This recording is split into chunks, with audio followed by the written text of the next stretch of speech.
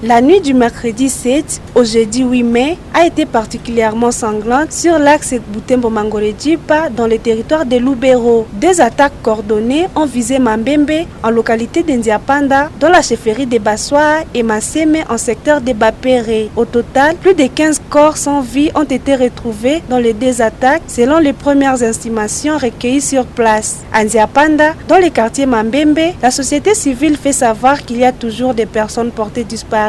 La population continue de recenser les pertes et d'organiser des deuils dans des parcelles. Dans la seconde attaque, qui a visé le village de Maseme, à environ 10 km de là, des morts ont été enregistrés, au moins 10 selon les sources locales. Le choc est total dans les deux localités où la peur et le deuil se mêlent à l'indignation. Dans une déclaration, le président de la société civile de l'axe Butembo-Mangoré-Djipa, Kakule Kaini Samuel, a exprimé ses condoléances à toute la population tout en dénonçant le silence des autorités et appelant à des actions concrètes. Il rappelle que depuis le 12 juin 2024, plus de 1000 personnes ont été tuées dans cette zone sans que des mesures de sécurité efficaces ne soient prises. Face à la gravité de la situation, la société civile convoque une assemblée générale ce dimanche 11 mai à Mangoré-Djipa. Cette rencontre réunira les leaders communautaires, chefs d'établissements scolaires, opérateurs économiques, responsables miniers, associations féminines, religieux et structures de santé.